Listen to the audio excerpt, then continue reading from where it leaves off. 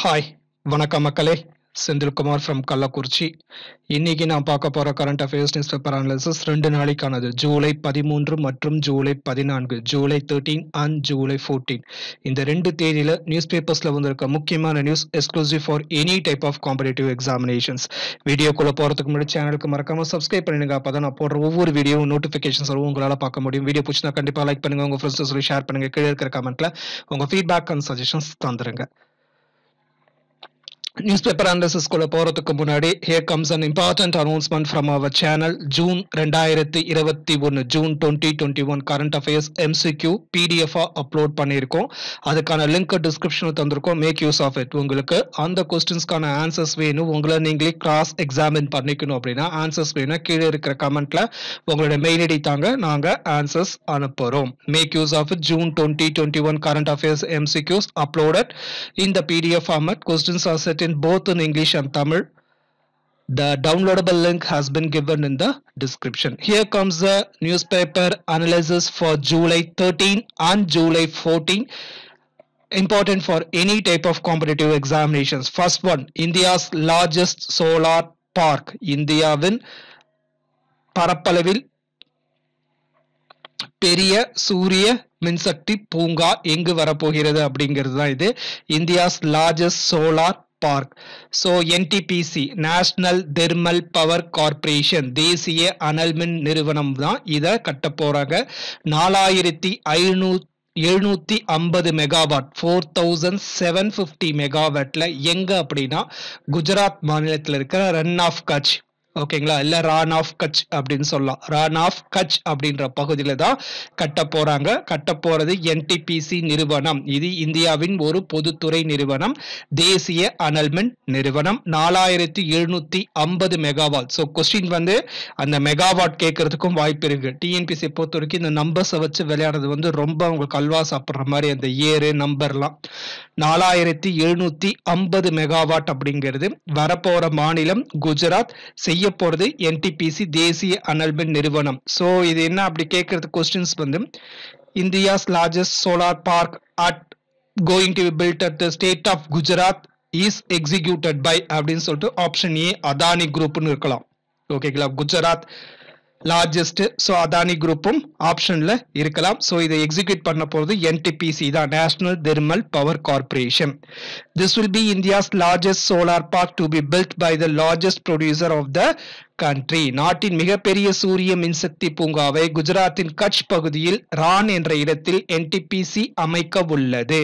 நாட்டின் மிகப்பெரிய சூரிய மின்சக்தி பூங்காவை குஜராத்தின் கட்ச் பகுதியில் ரான் என்ற இடத்தில் என்டிபிசி அமைக்க உள்ளது.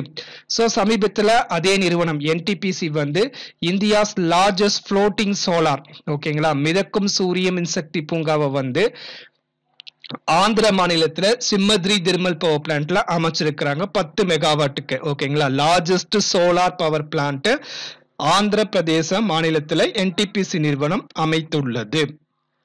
Next for July 13 and July 14, here comes State of Food Security and Nutrition in the World 2021. State of Food Security and Nutrition in the World 2021. 2021 ஆண்டிற்கான உலகின் உணவு பாதுகாப்பு மற்றும் ஊட்டச்சத்து பற்றி ஒரு அறிக்கை வெளியிட்டுள்ளது. யார் வெளியிட்டிருக்காங்கன்னா ஐநா சபையில் இருக்கும் 5 அமைப்புகள், துணை அமைப்புகள், ஐநாவில் இருக்கும் 5 துணை அமைப்புகள். released by the 5 agencies of the United Nations, Food and Agricultural Organization FAO, UNICEF, United Nations Children's Emergency Fund, IFAD, International Fund for Agriculture Development, WFP, World Food Program and WHO, உலக சுகாதார அமைப்பு.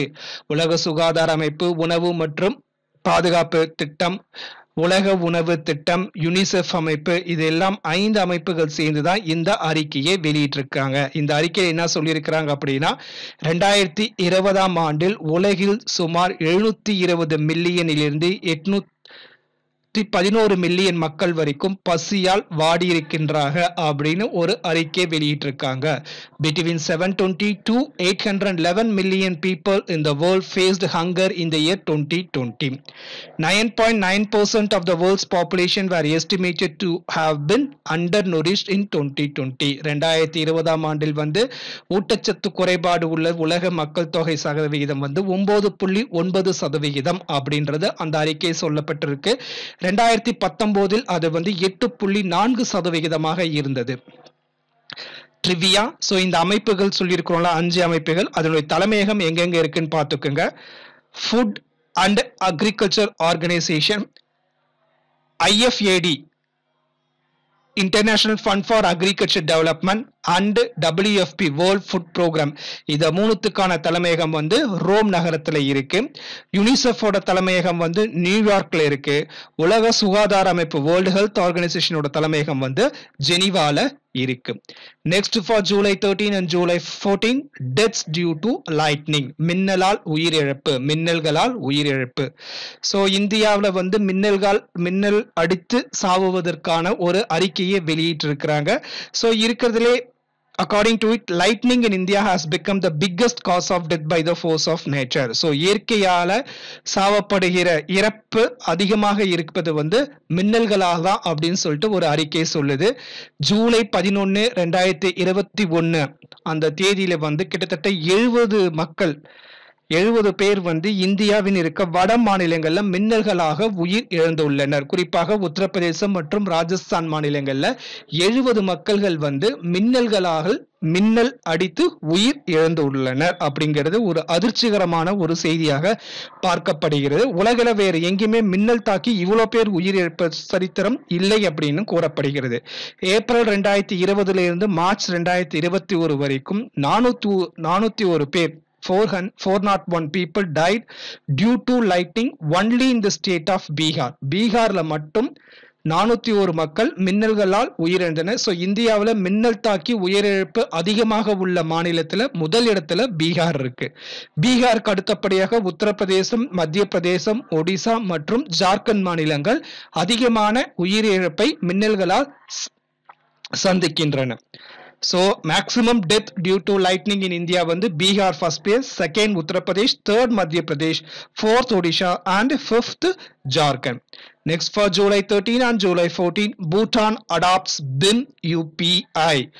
BIM UPI ஏற்றுக்கொண்டுள்ளது Bhutan. Bhutan has become the first country to adopt India's unified payment interface UPI standards for its quick response code.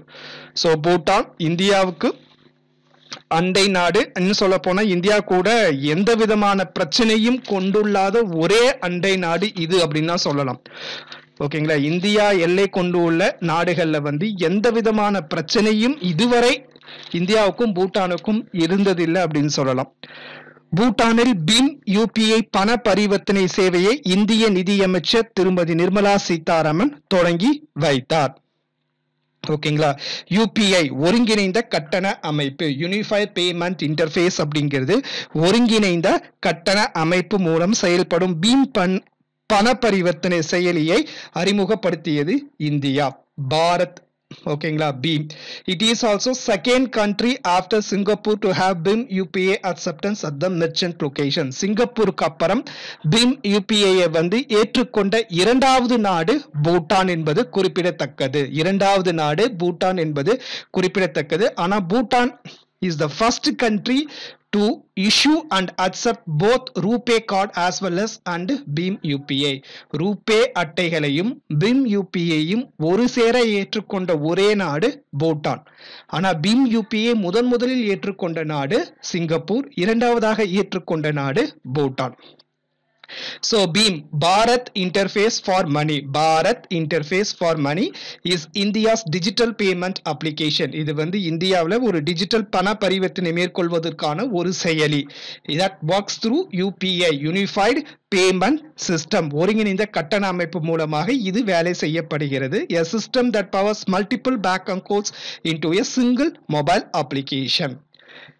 இந்த BIM ஆப்பை வந்து develop பண்ணது வந்து national payments corporation of India NPCI launched in December 2016. December 2016 இந்த BHIM app செயலி நாட்டிற்கு அர்ப்பணிக்கப்பட்டது. Bharat interface for money. Next for July 13 and July 14 one liners நிறைய இருக்கு. First one, for the first time Indian Council for Cultural Relations ICCR has established the Bangabandhu Chair at Delhi University to honor Bangabandhu Sheikh Mujibur Rahman, father of Bangladesh, and to celebrate the 50th anniversary of Bangladesh Liberation War and India-Bangladesh diplomatic relations.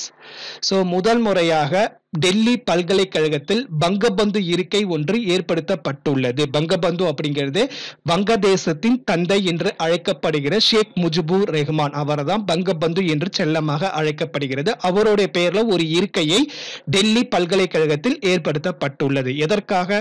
So வங்கதேசம் விடுதலை அடைந்து 50 வருடங்கள், அதை நினைவு கூறுவதற்கும் மற்றும் இந்திய வங்கதேச உறவு ஓகேங்களா அதை கௌரவிப்பதற்குமாக இந்த இருக்கை ஏற்படுத்தப்பட்டுள்ளது என்று இந்திய அரசின் செய்திக்குறிப்பில் தெரிவிக்கப்பட்டுள்ளது. அதே போல ஒன்றிய அரசு காந்தி அமைதி பரிசு 2020 அவருக்கு போஸ்டுமஸா வழங்கி இருக்கிறாங்க. அதே மாதிரி வங்கதேச நாடு 2020-21 முஜிப் ஆண்டாக கடைபிடித்து உள்ளது. Next book A New Cold War, Henry Kissinger and the Rise of China அப்படின்ற புத்தகத்தை சஞ்சயா பாரு மற்றும் ராகுல் சர்மா எழுதியிருக்கிறாங்க. A New Cold War, Henry Kissinger and Rise of China. Next one is Nepal. Nepal நாட்டின் புதிய பிரதமராக திரு ஷேர் பகதூர் தேபா பதவி ஏற்றுள்ளார். மிஸ்டர் ஷேர் பகதூர் தேபா பதவி ஏற்றுள்ளார். இவர் நேபாள் நாட்டின் பிரதமராக பதவி ஏற்பது இது 5வது முறையாகும். Next one liners, NTPC and Ladakh signed MOU to set up India's first green hydrogen mobility project in Leh. நாட்டின் முதல் பசுமை ஹைட்ரஜன் இயக்க திட்டத்தை உருவாக்க லடாக் யூனியன் பிரதேசம் மற்றும் NTPC இடையே புரிந்துணர்வு ஒப்பந்தம் ஏற்படுத்தப்பட்டுள்ளது. இது லடாக் தலைநகரம் லேவில் அமைய உள்ளது. India's first green hydrogen mobility project, இந்தியாவின் முதல் பசுமை ஹைட்ரஜன் இயக்க திட்டம். Next one liners, Ladakh has become the first union territory to vaccinate all residents. ஓகேங்களா, இந்தியாவில் இருக்கிற யூனியன் பிரதேசங்களை முதல் முறையாக ஒரு யூனியன் பிரதேசம் தன்னுடைய குடிமக்கள் அனைத்துக்கும் கொரோனா தடுப்பூசி செலுத்தி உள்ளது லடாக்.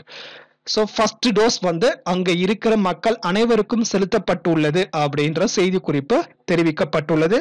லடாக்கோட பாப்புலேஷன் கம்மி அப்படிங்கிறது ஒரு காரணமாக இருந்தாலும் அதனுடைய டெரைன் ரீஜன் ஓகேங்களா, பனி பிரதேசம், மலை பிரதேசம், இதுல எல்லாம் தாண்டி அங்க இருக்கிற மக்கள் அனைவரும் ஒரு டோஸ் கொரோனா தடுப்பூசி செலுத்தி உள்ளது உண்மையிலேயே பாராட்டக்கூடியது. Next one, United Kingdom exported Apple to India for the first time in 50 years. 50 ஆண்டுகளில் முதல் முறையாக இங்கிலாந்து இந்தியாவிற்கு ஆப்பிளை ஏற்றுமதி செய்துள்ளது. Next one liners, badminton. உலக பேட்மிண்டன் சாம்பியன்ஷிப் 2026 இந்தியா நடத்துகிறது. India will host the World Badminton Championship in 2026. India இது 2வது முறையாக அந்த ஆண்டில் உலக பேட்மிண்டன் போட்டியை நடத்தும். இதற்கு முன்பாக 2009 ஆண்டு ஹைதராபாத் நகரில் இந்தியா உலக பேட்மிண்டன் சாம்பியன்ஷிப் போட்டியை நடத்தியுள்ளது. நெக்ஸ்ட், கங்கா எக்ஸ்பிரஸ்வே செப்டம்பர் 2021 தொடங்கப்படும் திட்டம். உத்தரப்பிரதேச மாநிலத்துல மீரத்ல இருந்து பிரயாக்ராஜ் அதாவது அலகாபாத்துக்கு கனெக்ட் பண்ணக்கூடிய அதிவேக சாலை போக்குவரத்து. சோ இது கங்கா எக்ஸ்பிரஸ்வே என்று பெயரிடப்பட்டுள்ளது. இது இந்தியாவின் 2வது நீளமான எக்ஸ்பிரஸ்வேவாக கருதப்படுகிறது. India second longest expressway. இதுக்கு first expressway longest Delhi Mumbai expressway is the longest ever planned expressway of India. Delhi Mumbai expressway. Next, இந்தியாவோட முதல் தொலைத்தொடர்பு செயற்கைக்கோள், India's first communication satellite Apple 1981 ஆண்டில் விண்ணில் செலுத்தப்பட்டது. சோ அதை செலுத்தி 40 வருடங்கள் ஆனதை ஒட்டி அதை நினைவுபடுத்தும் விதமாக சண்டிகர் பல்கலைக்கழகத்தில் ஒரு விழா ஏற்பாடு செய்யப்பட்டுள்ளது. Apple full form Ariane passenger payload experiment. India's first communication satellite அப்படிங்கிறது ஆப்பிள் 1981 விண்ணில் செலுத்தியது India. Next one liners. Book The Long Game How the Chinese Negotiate with India written by Vijay Gokhale. முன்னாள் வெளியுறவுத்துறை செயலாளராகவும் இருந்துள்ளார் இவர். விஜய் கோக்லே எழுதிய புக்கு தான் the long game how the Chinese negotiate with India என்ற புத்தகம். Yashpal Sharma 1983 cricket world cup winning டீம்ல இருந்த இந்தியன் கிரிக்கெட்டர் காலமானார். 1983 இந்திய கிரிக்கெட் அணியில் விளையாடிய திரு யாஷ்பால் சர்மா காலமானார். India's Deepak Kapra is selected as the referee for gymnastics for Tokyo Olympics, first Indian to be selected. முதல் முறையாக இந்தியாவிலிருந்து ஜிம்னாஸ்டிக் விளையாட்டு போட்டிக்கு நடுவராக தேர்ந்தெடுக்கப்பட்டுள்ள முதல் இந்தியர் தீபக் கப்ரா. இவர் டோக்கியோ ஒலிம்பிக்ஸ் ஜிம்னாஸ்டிக் போட்டியில் நடுவராக பங்கேற்க போகிறார். இவர் மகாராஷ்டிரா மாநிலத்தை சேர்ந்தவர். சோ இந்தியாவில் சீரம் இன்ஸ்டிடியூட் ஆஃப் இந்தியா தான் ஸ்புட்னிக் 5 தயாரிக்கிறதாக முடிவு செய்யப்பட்டுள்ளது. வருடத்திற்கு 300 மில்லியன் டோசஸ் தயாரிக்கப்படும் என்று சீரம் இன்ஸ்டிடியூட் ஆஃப் இந்தியா தெரிவித்துள்ளது. Serum Institute of India will be producing at least 300 million doses of Sputnik 5. Sputnik 5 அப்படிங்கிறது கொரோனா தடுப்பூசி, ரஷ்ய நாட்டில் தயாரிக்கப்பட்ட கொரோனா தடுப்பூசி. ஏற்கனவே சீரம் இன்ஸ்டிடியூட் ஆஃப் இந்தியா தான் கோவிஷீல்டும் தயாரிச்சிட்டு இருக்காங்க இந்தியாவில். With this, I'm coming to an end for July 13 and July 14 current affairs newspaper analysis video. Video பிடிச்சிருந்தா கண்டிப்பா லைக் பண்ணுங்க, உங்க ஃப்ரெண்ட்ஸ் சொல்லி ஷேர் பண்ணுங்க, கீழ இருக்கிற கமெண்ட்ல உங்க ஃபீட்பேக் அண்ட் சஜஷன்ஸ் தந்துருங்க. சேனலுக்கு மறக்காம சப்ஸ்கிரைப் பண்ணுங்க, அப்பதான் நான் போடுற ஒவ்வொரு வீடியோவும் நோட்டிபிகேஷன் தரும் உங்களால பார்க்க முடியும். Thank you for watching the video and be safe.